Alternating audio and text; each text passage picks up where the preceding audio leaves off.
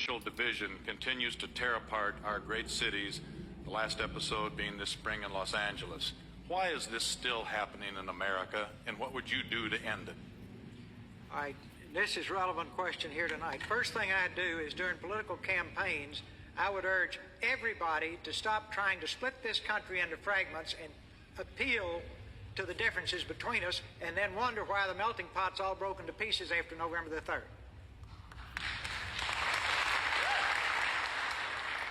We are all in this together.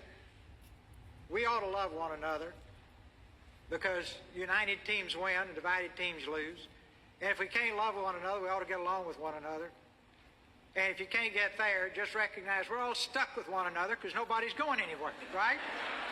Now, that ought to get everybody back up to let's get along together and make it work. Our diversity is a strength. We've turned it into a weakness. Now, again, the White House is a bully pulpit. I think whoever's in the White House should just make it absolutely unconscionable and inexcusable. And if anybody's in the middle of a speech at one of these conventions, I would expect the candidate to go out and lift him off the stage if he starts preaching hate, because we don't have time for it. See, our differences are our strengths. We have got to pull together. In athletics, we know it. See, divided teams lose, united teams win. We have got to unite and pull together, and there's nothing we can't do. But if we sit around blowing all this energy out the window on racial strife and hatred, we are stuck with a sure loser, because we have been a melting pot. We're becoming more and more of a melting pot. Let's make it a strength, not a weakness. Did you hear that, Democrats? Did you hear that, Republicans? Did you hear that, MAGA? Did you hear that, Antifa? Matter of fact, did you hear that all around the world? Where is Ross Perot when you need him? You know, it was my second presidential election where Ross Perot came onto the scene. And I'm going to tell y'all straight up, I voted for Ross Perot. I know he had his faux pas, and somebody's going to bring it up who remembers where he said, "you people." The man's not perfect. But notwithstanding that, the man was on to something. The man was ahead of his time in being able to see that the same problems that we had back in, what was that, 94, I believe, 92, 94, that the same problems that we had back then is the same problems we have now. We have actually, in the last 8 years, gotten worse. We've gotten worse with the development of Antifas and MAGAs and Republicans and Democrats being more and more divisive than ever before in my little short history of life on this planet in this form. Because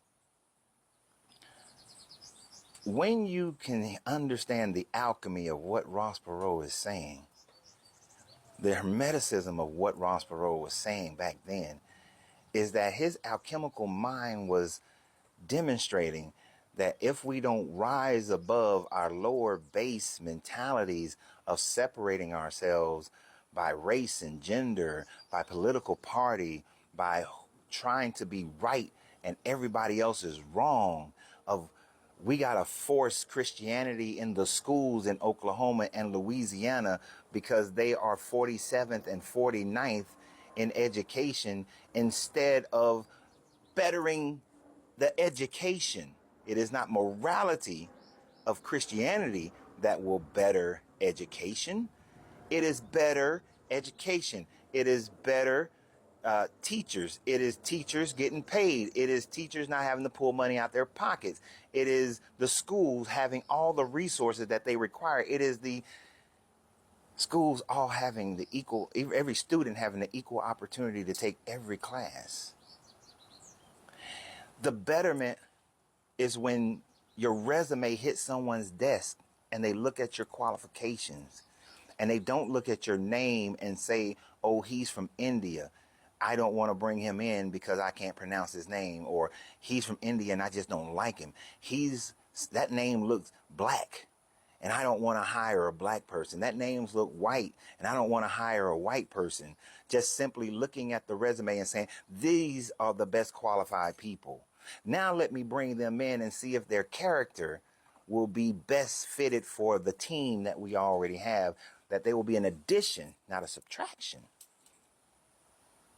You see, when we look at the world and we stop fighting over resources and we stop fighting over territories and fighting over who has the biggest army and the biggest gun and start fighting over who's treating each other, their own citizens better, and who's treating their neighbors better, when that's the competition, that's when the world gets better.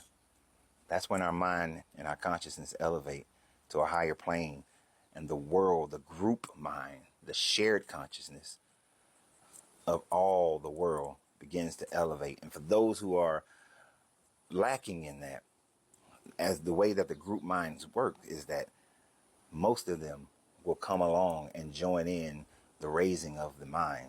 Only about 16% will try to stay stuck. But only when they have no other options will they then come on board. So, Ross Perot, we need you, man. We need you.